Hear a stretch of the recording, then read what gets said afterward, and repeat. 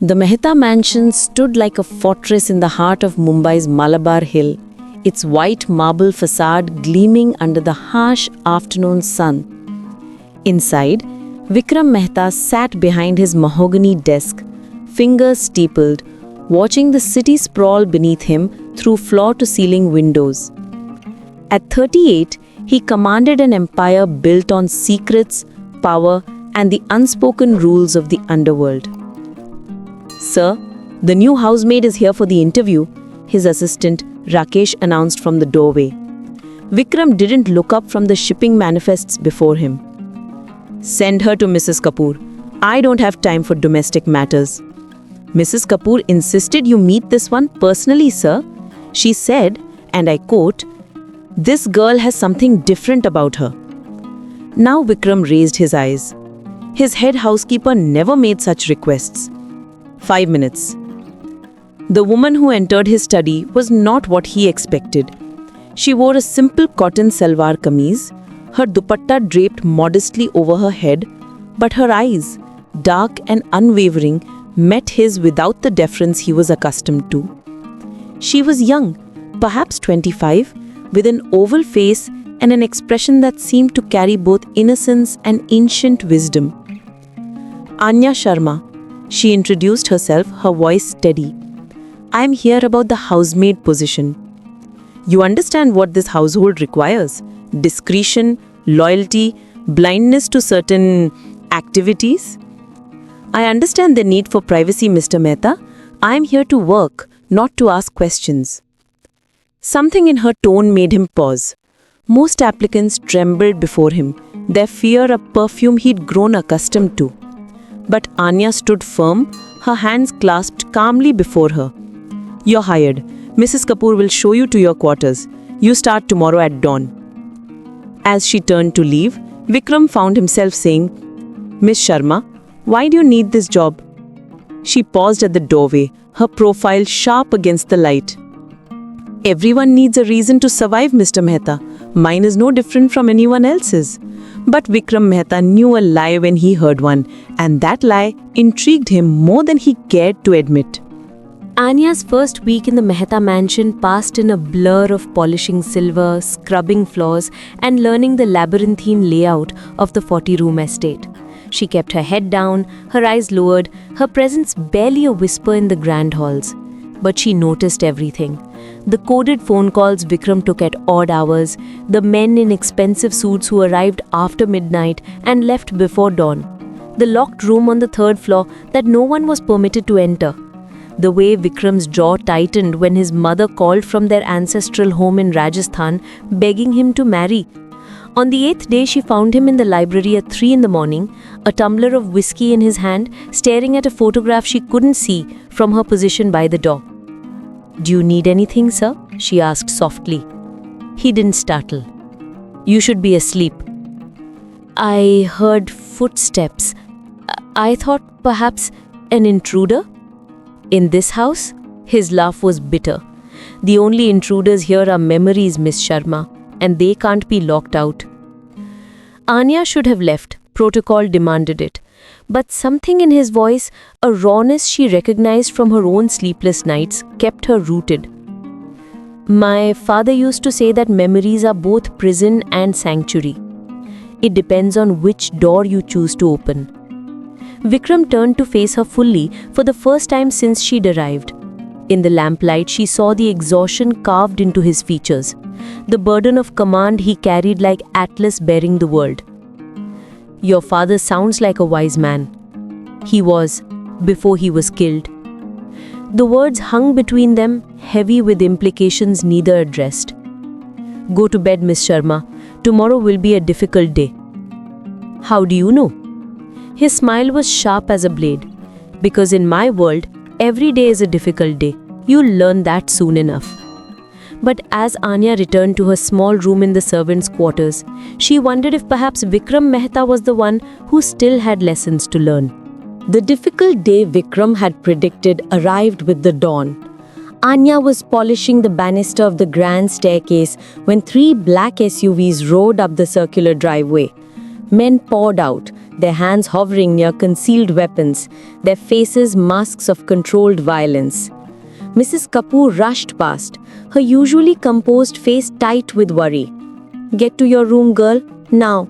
Don't come out until you're summoned." But Anya's feet wouldn't move. She watched from the shadows as the men entered, as Vikram descended the stairs with the calm of a king greeting his subjects. No, greeting his enemies. "Raghav," Vikram said, his voice carrying across the marble foyer, "I don't recall inviting you to my home." The man who stepped forward was older, heavier, with scars mapping his face like a violent topography. "We need to talk about the Kandavali shipment. My sources say you intercepted it." "Your sources are mistaken." "Are they? Because I have 3 dead men who say otherwise." The tension in the room thickened like humidity before a monsoon. Anya's fingers tightened on her polishing cloth. She should leave. She should run. But she stayed, hidden, watching. "If your men died, Raghav, perhaps you should claim them better. The streets are dangerous for the unprepared." It happened faster than thought. Raghav's hand moved toward his jacket. Vikram's bodyguard raised his gun. Time crystallized into sharp-edged seconds, and then Anya did something that would change everything. She dropped the silver tray she'd been carrying. The clatter was deafening in the charged silence, shattering the moment like glass. Every eye turned to her. She stood frozen, the picture of a clumsy servant, her face flushed with apparent embarrassment. "Forgive me, sir," she stammered, falling to her knees to gather the scattered items. "I'm so sorry, "Get out," Vikram said, his voice cold as death. Anya fled, her heart hammering, but she had seen what she needed to see. Raghav's hand falling away from his weapon, and the tension deflating, the threat momentarily diffused by the absurd intrusion of domestic normality. Later that night, after the SUVs had departed and an uneasy peace had settled over the mansion, Vikram appeared in the doorway of the kitchen where Anya was scrubbing dishes. "That was either very foolish or very clever," he said. She didn't look up. "I don't know what you mean, sir." "Don't play innocent with me, Miss Sharma. You've been watching everything since you arrived. You saw what was about to happen. You created a distraction." "I dropped a tray. I'm clumsy." "You're many things, but clumsy isn't one of them." He stepped closer. "Who are you really?" Anya finally raised her eyes to meet his. In that moment, a decision balanced on a knife's edge. Truth or continued deception. Trust or self-preservation. "I'm someone who understands that violence only breeds more violence," she quietly said. "I'm someone who has seen enough blood to last a lifetime. And I'm someone who made a promise to herself that she would never stand by and watch another person die if she could prevent it. Even if that person is me, a criminal, a man with blood on his hands. Everyone deserves a chance to choose differently, even you, Mr. Mehta." For a long moment, Vikram simply stared at her, as if seeing her for the first time. Then he did something that shocked them both. He smiled. Not the cold, calculated smile he showed his enemies, but something genuine, almost vulnerable. "You're either an angel or a fool, Miss Sharma." "Perhaps I'm both." "Perhaps." He turned to leave, then paused. "From now on, you will serve my meals, no one else. Is that understood?" "Yes, sir." "And Miss Sharma, thank you for the distraction." After he had gone, Anya leaned against the counter, her hands trembling. She had crossed a line today, stepped from shadow into light. There would be no going back now. In the darkness of his study, Vikram poured himself a drink and stared at nothing. For the first time in 10 years, since the day his father had been murdered and he'd inherited an empire of blood, he felt something unexpected stir in his chest. Hope. Dangerous, foolish hope. The monsoon arrived in Mumbai with its usual fury, transforming the city into a watercolor painting of grey and green. Rain hammered against the mansion's windows as Anya brought Vikram his dinner. Dal, roti, and the simple vegetable curry he'd surprisingly requested instead of the elaborate meals Mrs. Kapoor usually prepared. "My mother used to make this," he said, tearing a piece of roti with his fingers, "before everything changed." Anya set down the tray carefully. She'd learned to read his moods in the 3 weeks since the confrontation with Raghav. The set of his shoulders, the tension in his jaw, the way his eyes grew distant when memory overtook him. "You're allowed to leave, you know," Vikram continued. "I don't require dinner conversation." "I know." She remained standing by the window, watching lightning fracture the sky. "But I think perhaps you need it." His laugh was soft, surprised. "You're impertinent for a housemaid. You're lonely for a king." The words emerged before Anya could catch them. She tensed, waiting for anger, for dismissal. But Vikram simply set down his food and studied her with those dark, intelligent eyes that missed nothing. "What makes you think I'm lonely?" "Because I recognize it." Loneliness has a sound, a weight. It fills rooms even when they're crowded. And this mansion, despite all its staff and visitors, echoes with it. Vikram rose from his desk, moving to stand beside her at the window. They watched the storm together in silence, two souls suspended in the space between revelation and retreat. "My father built this empire, but it cost him everything. His integrity, his peace, his life. I watched him become something monstrous in pursuit of power, and then I watched him die because of it, gunned down in the street like a dog. And you took his place? Someone had to. My mother, my sister, everyone who depended on him, they needed protection. So I became what he was, perhaps worse. His reflection in the rain-streaked glass looked like a ghost. But some nights I lie awake and wonder if this is all there is. Violence and wealth and empty rooms." Anya's voice was barely a whisper. "It doesn't have to be. Doesn't it? Once you step into this world, there's no stepping out. I've made choices, Miss Sharma. Terrible choices. I've ordered deaths. I've destroyed lives to protect my own interests. How do you come back from that?" "You don't come back. You go forward differently." He turned to face her fully. "Is that what you're doing? Going forward differently?" The question hung between them, laden with all the things they'd carefully avoided discussing. Anya felt the weight of her secrets pressing against her ribs like stones. "My father wasn't just wise. He was a police officer. An honest one, which made him a rare and dangerous thing. He spent years building a case against the cartels operating in Delhi. He was close, so close, to exposing everything."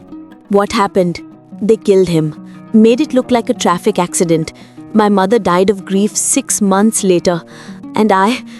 Her voice cracked. "I survived. I ran. I changed my name. Became invisible. I told myself it was enough to just exist, to not rock the boat, to forget." "But you couldn't forget." "No. And then I heard about you, about the Mehta family, about how you were different from the others, how you had lines you wouldn't cross, children, schools, hospitals. And I wondered if perhaps..." "If perhaps what? If I could be your redemption? Or you could be mine?" Lightning flashed, illuminating the rawness in both their faces. They stood inches apart, the air between them electric with more than the storm. "I don't know," Anya admitted. "I only know that pretending to be someone I'm not is exhausting, and being near you makes me want to stop pretending." Vikram reached out slowly, giving her time to pull away, and traced the curve of her jaw with his fingertips. "You should run from me, Anya Sharma. I'm everything your father fought against." "Are you? Because from where I'm standing, you look like a man trying very hard to be better than he believes he can be." "That's foolish optimism talking." "Or clear-eyed observation?" His smile was sad, tender in a way that made her chest ache. "If you stay here, if you continue down this path with me, there will be consequences. My enemies will see you as leverage. My allies will question your influence. Your life will be in danger." "My life has been in danger since the day they killed my father. At least here, I'm choosing my battles." "And am I your battle, Miss Sharma?" "No, Mr. Mehta. You're my choice." The distance between them collapsed like a wave breaking. His forehead touched hers, their breath mingling in the small space between intention and action. Outside, thunder rolled across the city like the drums of war. "We can't undo what we've been," Vikram whispered. "No, but we can decide what we become. He kissed her then, gentle as prayer, fierce as oath. And in that moment, suspended between storm and shelter, two lost souls found something neither had dared hoped for. A chance at something more than survival. A chance at redemption, at choice, at life beyond the shadows. But in the darkness beyond the study door, Rakesh lowered his phone, his message already sent. Forces were already moving, pieces sliding across a board neither Vikram nor Anya could see. The real game was just beginning.